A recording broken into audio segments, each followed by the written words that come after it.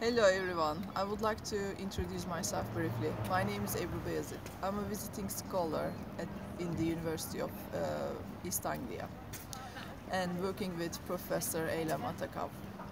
I'm very happy to involve in the International Women Filmmakers Festival.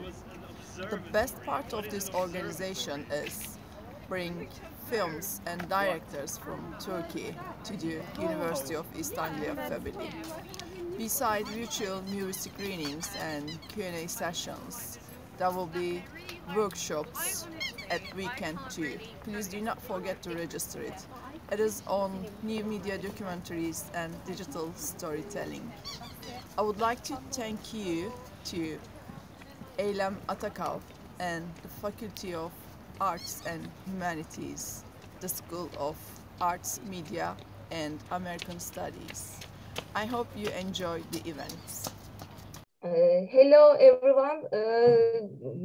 This is our last session for today at Fourth International Women Filmmakers Festival. We are with Neşe Uğur Nohutçu, the director of the movie Substance. In Turkish, it is Töz. It's a very effective movie, real life documentary, and very tragic story, but there is a very strong woman that comes out of that heart tragedy. So we will talk about that movie and the director's movie process. I will introduce a little bit of her and then continue our conversation in Turkish. There will be English translation. Thank you. Neşe Uğur Nohutçu was born in 1981 in Bandırma. She went to primary school in Diyarbakır, secondary school and high school in Eskişehir. So you know her from Eskişehir, okay, maybe. In 2003, she graduated from Ankara University, Faculty of Communication, Department of Radio, TV and Cinema. So she's a real filmmaker, woman filmmaker. From 2004 to 2007, she was assistant director of and editor of documentary Derin Roots, which was broadcasted on TRT2 public TV channel in Turkey. Between 2007 and 2010, she was the assistant director of documentary program Time in Anatolia on the Trail of Travelers. From 2011 to 2014, she directed the travel cultural program named Road Companion. So I'm continuing my questions in Turkish. Neşe Hanım, gerçekten öncelikle yürekten size tebrik ediyorum ve teşekkürlerimi iletiyorum bu film için. Bu kadar çok üst üste binen katmanlı bir hikayeyi bizimle paylaştığınız ve bunu bir film yolculuğuna dönüştürdüğünüz için aslında. Çünkü yani ne kadar dışarıdan bakıyor ve bir film izliyor gibi izlesek de Tuğba Korkmaz'ın hikayesini Türkiye'de bile hatırlayacak nadir insanlar çıkacak. Çünkü arka arkaya her gün, her hafta o kadar çok kadına karşı şiddet, kadın cinayeti yaşanıyor ki aslında bizim de bu festivali yapma amaçlarımızdan derinlerde yatan nedenlerden biri bu, bütün bu kadın hikayelerini bir şekilde altını çizmek, öne çıkarmak, var olmasını, daha çok görünür olmasını sağlamak. O yüzden aslında sizin filminizden de ekip olarak gerçekten çok etkilendik. Yani neredeyse her gün bir gazete veya televizyon haberinde haberinden öteye geçemiyor haldeyiz kadına karşı şiddette. Bu anlamda hayatta, yani tırnak içerisinde birden çok kaybetmiş gibi görünen bir kadını oldukça güçlü bir resimle tekrar bir ayağa kalkma hikayesiyle aktarıyorsunuz bizlere. Bunun için tekrar çok teşekkür ederek bu belgeselin yol çıkış hikayesini, ilk motivasyon noktanızı bir de sizden dinlemek isteriz. Çok teşekkür ediyorum. Çok sağ olun. Eylem Hanım bir çevirsin isterseniz, sonra sizden cevabı alalım. Hi everyone. I'm just going to translate what Duygu said. So she just said, if I remember correctly, a wholehearted thanks to our director Nesho today, because she's managed to deliver a multifaceted, really sophisticated story of a very strong woman that seemingly has had to go through quite a lot of violent experiences and so on. And the story of Tuba is not just one-off, and we end up seeing quite a lot of cases within the media and beyond every single day within Turkey about the violence against women issue. And this is just perhaps one contribution to that, but it's such a powerful story, and it fits in with the themes of the festival. And as a festival team, we're very much honored to have such important film that contributes to the discussions and that sheds light into what it really means when it comes to violence against women. So the first question is, how did you come to focus on this topic, the story of the beginnings of the journey? Thank you. Başlıyorum. Merhabalar herkese. Öncelikle kadın olmak sadece Türkiye'de değil, aslında dünyada çok zor bir olgu zaten. Biz kadınlar ne yazık ki toplumsal, ekonomik ve cinsiyet sömürüsünün mağdurları durumundayız ve özellikle son 10 yılda da Türkiye'de kadın cinayetleri rakamsal olarak en yüksek rakamlara ulaştı. Yani 2019'da 474 tane kadın öldürüldü. 2018'de 440 tane. Ve artık bu her an karşı karşıya gelebileceğimiz, yanı başımızda olan bir gerçek haline geldi. Ve bu gerçek ne yazık ki benim en yakın arkadaşımın başına geldi. Benim bu belgeseli yapma fikrim aslında evet, böyle bir gerçek var ve benim bununla ilgili bir belgesel film yapmam gerekiyor diye olmadı. Ben Tuğba'nın başına bu olay geldikten sonra tabii her aşamasında yanındaydım süreçte, mahkeme sürecinde. Ne zaman oluştu belgesel fikri? Tuğba'nın bu süreçleri yaşarken ki duruşunu görünce aslında. Yani duruşun derken kendisinden vazgeçmeyişini görünce, hayattan, yapmak istediklerinden, önüne koyduğu hedeflerden vazgeçmeme halini görünce dedim ki benim bunu anlatmam gerekiyor. Yani bunu Tuğba'nın özelinde tüm kadınlara anlatmam gerekiyor. Çünkü ne yazık ki biz hizmet ve itaat beklenen cins olduğumuz için ve buna alıştırıldığımız için kendi içimizdeki gücü artık biz bile unutmuş durumdayız. Ve aslında bu birazcık da hani kadınlara, evet biz güçlüyüz, başımıza ne gelirse gelsin, tekrar ayağa kalkma gücünü sadece kendi varlığımızla yapabiliriz. Başka hiçbir varlığa, hiçbir kişiye, hiçbir duruma ihtiyaç duymadan kendi içimizdeki güçle ayağa kalkabiliriz. Sizi anlatmak için aslında Tuğba'nın üzerinde bu belgeseli yapmaya karar verdim. Let's just translate. Okay, so it's very difficult to be, I made some notes, so I'm going to read some of those so that I didn't forget. So our director was saying how difficult it is to be a woman in the best of times. But in the last decade, for instance, in 2009 within Turkey, the reported and the known figures are like just under 500 women being killed.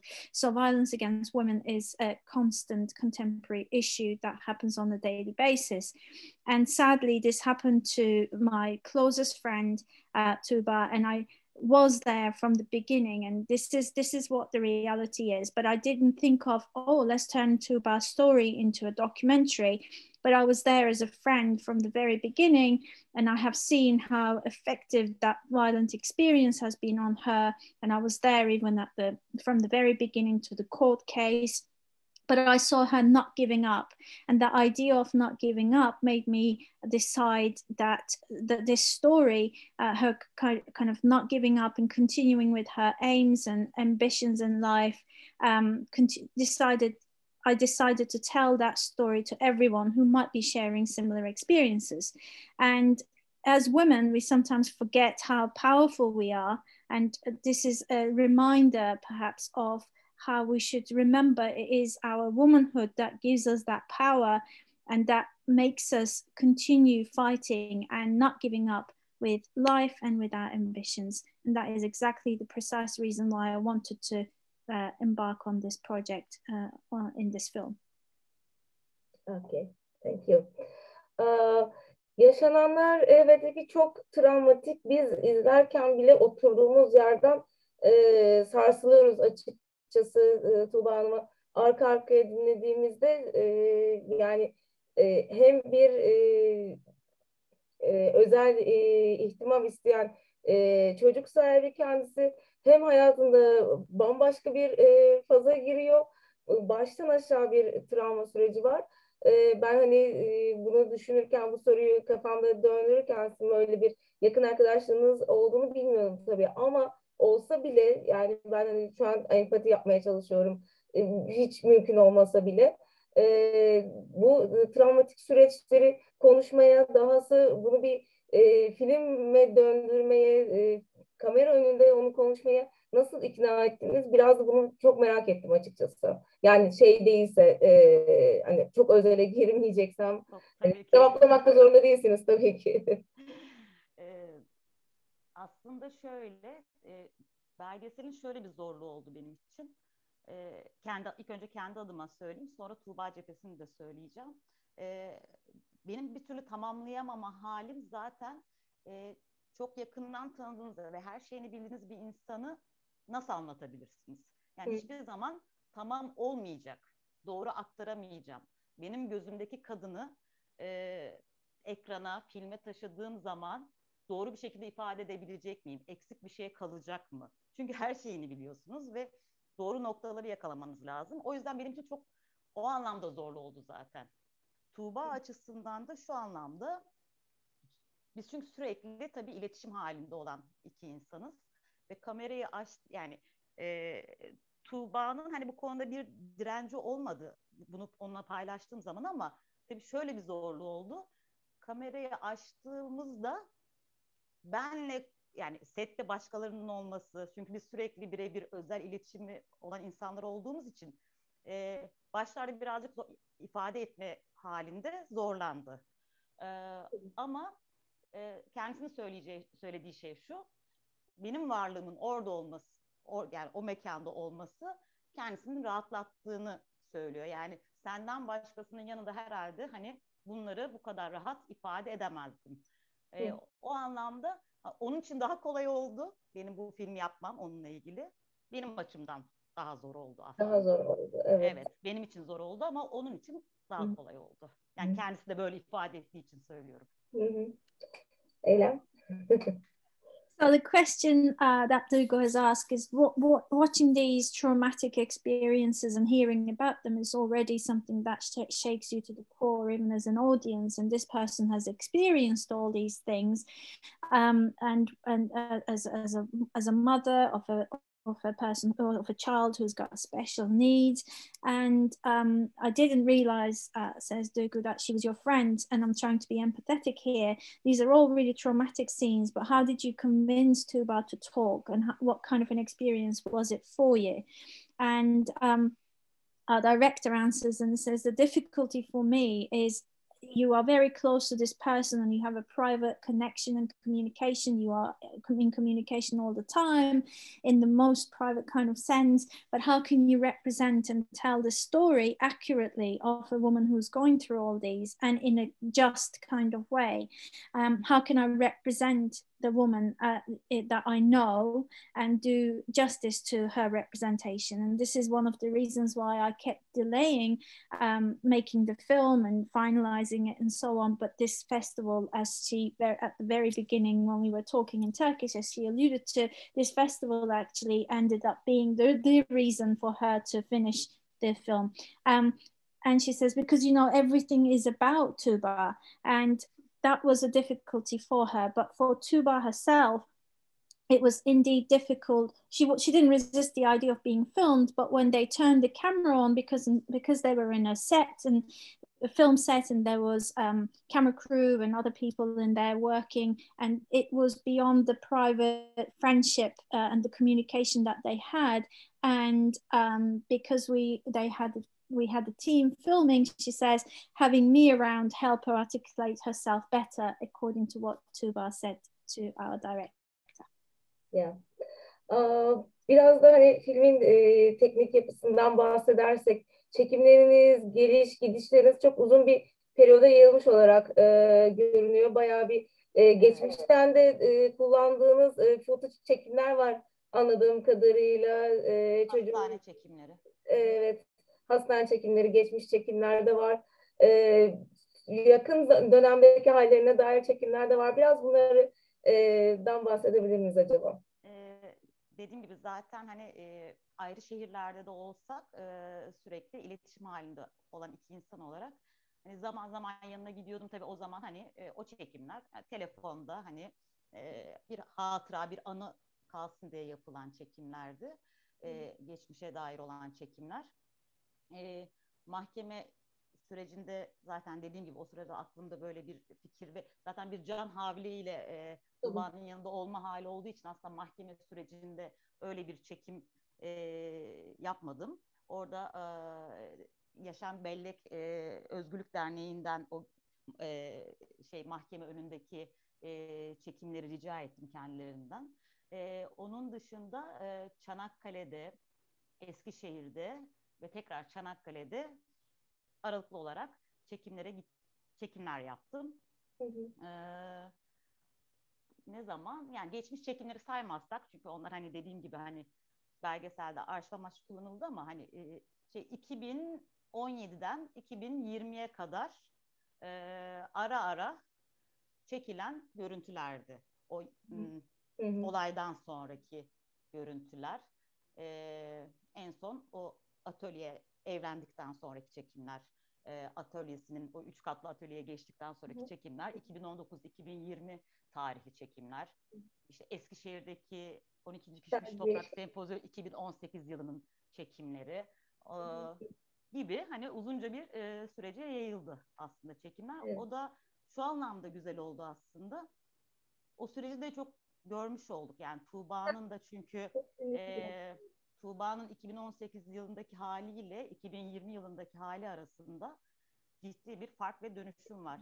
Yani o kırmızı ojeleri, saçlarını kısacık kestiren, makyaj yapmayan, kırmızı ojeyi çok sevmesine rağmen sürmeyen kadın olaydan iki sene sonra spontan bir şekilde spor ayakkabısını çıkartırken kırmızı ojelerini görüyoruz.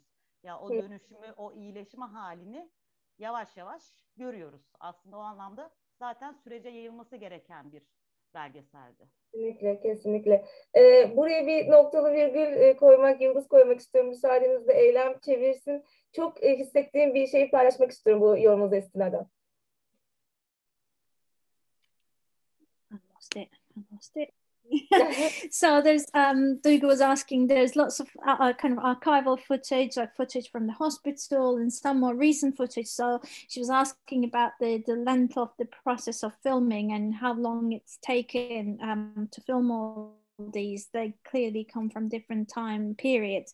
And our director answered, even though we were living in different towns, we were constantly in touch, and those kind of footage were things that were related to the past, but they were capturing moments, particular moments that were important to us as friends, and some memories. But I didn't do any filming during the divorce at the court or anything like that. I asked one of the associations to provide me with the footage from outside the court, so I integrated into that film. If we were to consider the length of the process of filming, it took place between 2017 and 2020, and these were footage that were recorded in different places, and they come from different periods, different time periods, and it was really good because it really gave us a good sense of how Tuğba's transformation actually as herself. And so what we can see quite visually and clearly is Tuğba's self in 2017 as a woman who loved putting red nail varnish on, who couldn't do that at the time, and how it changes in 2020 when she does start to feel like herself again, and we see her putting nail varnish on, having nail varnish on. It allowed us to see that change and that transformation, which made it powerful. And Duygu wanted to make a remark about some of the emotions that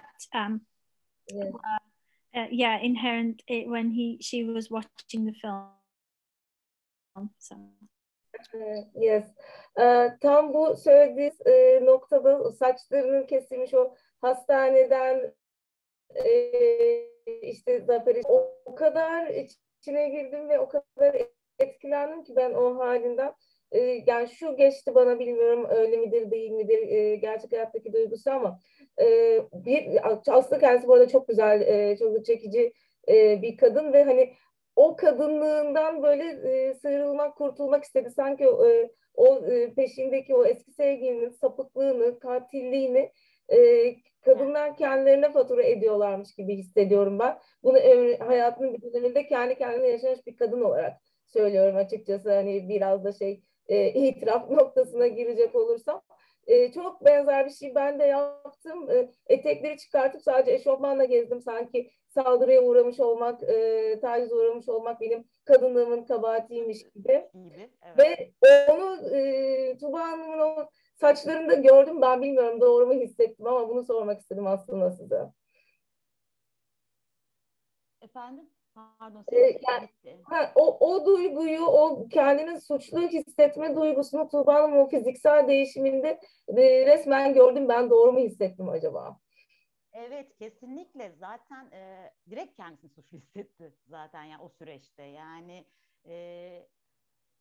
tabii ki o an, yani özellikle o mahkeme sürecinde kendisinin de söylediği gibi belgeselde, yani bütün nedense zaten mahkemelerde işte erkeklik indirimi diye bir indirim var, haksız tahrik indirimi diye bir indirim var ve bunlardan yararlanmak için inanın o kadar gerçekten o kadar ciddi bir saldırıya uğradı ki, yani ben buna birebir zaten mahkemede olan bir insan olarak şahidim ve çok sanığın kadın avukatı vardı ve kadın avukat tarafından bile, yani şöyle bir cümle kullanacağım sadece sizin için. Kadın avukat dedi ki, işte Tuğba'nın bir arkadaşıyla olan mesajlaşmaları üzerine diyor ki kadın avukat, ben diyor evliyim diyor, benim kocam diyor böyle mesajlaşmalar görse diyor beni de öldürsün, hakkı var diyor.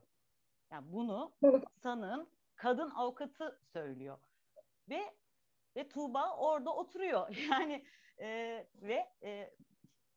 hiçbir şey söyleyemiyor. Zaten sıranız gelmeden konuşamıyorsunuz ve o sıra gelene kadar zaten inanılmaz iftiralar, Tuğba'nın kesinlikle kötü bir anne olmasından tutun, önüne gelen herkese yatıp kalkan tırnak içinde bir namus durumuna, yani inanılmaz, yani o halde düşünsenize, o zaman annesi var, babası var, arkadaşları var ve sürekli bir saldırı altında. O yüzden zaten mesela Tuğba'nın o belgeselde babamdan özür diliyorum diyor. Evet. Yani düşünsenize, ya canınızı zor kurtarmışsınız ama babanızdan özür diliyorsunuz. Konuşulduğu için. Yani evet, yani hayır ben bunları yapmadım. Hani yapmadı, hani şey gibi, hani yapsaydım öldürebilirdi gibi bir, hani ya bunun açıklaması bile olamaz ama ne yazık ki kendimizi bunu anlatmaya mecbur hissediyoruz. Aynen öyle. Yani Aynen. yapmış da olabilirsin yani, hani hayır yapmadım, ben bunu yapmadım demek için kendimizi kanıtlamak zorunda hissediyoruz babamıza, arkadaşlarımıza ya da vesaire. Maalesef. Ne yazık ki evet, çok uzun o süreçte çok inanılmaz bir suçluluk duygusu yaşadı. Anlıyorum.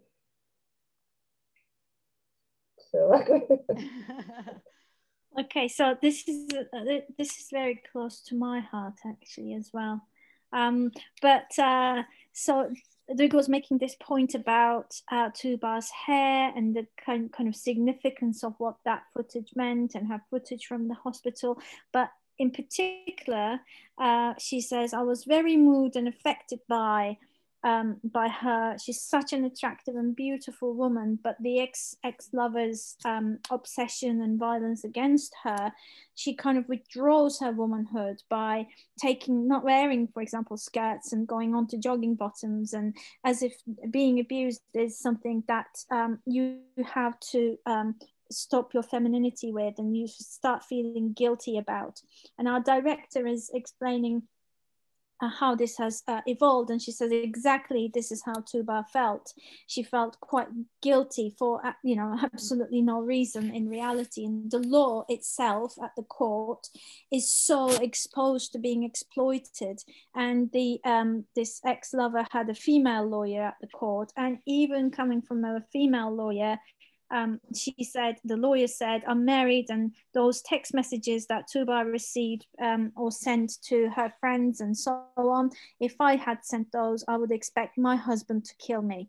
And that was quite a shocking moment, perhaps. And Tuba wasn't even allowed to speak until it was her turn at the court, and she was being blamed for all these things that she didn't even do. She was referred to as someone who sleeps around, who is a bad mother, and so on. And that is why she ended up saying that she was apologizing to her father. And this brings on, even though she didn't do anything wrong, but she felt as if she did something wrong and needed to express herself to her father in this case, or to her friends, and needed to prove herself, even though it wasn't her that was guilty about the whole process. And that kind of brings about quite a lot of inequalities as well. That's my contribution there, but I think I deserve that.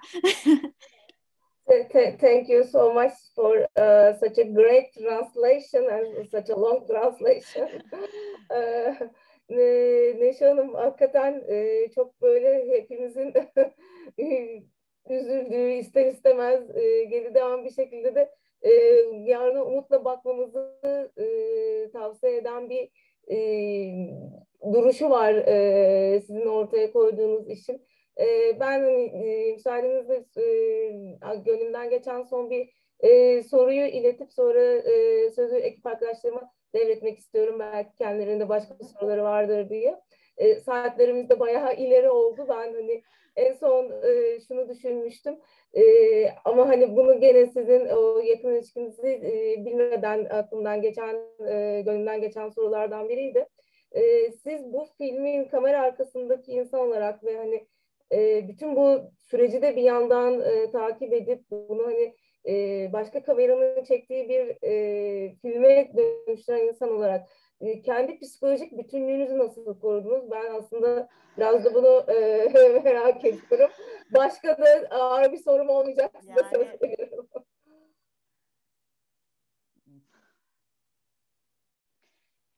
Yani tabii çok zor oldu. Yani ya ben ne kadar hani işin içinde evet çok travmatik olaylar var arka arkaya, ama benim yani Tuğba'nın olduğu hali yansıtmak da aslında benim tek hani şeyim, yani kaygım. O yüzden ben aydınlık bir film olmasını istedim aslında. Çünkü Tuğba öyle bir kadın.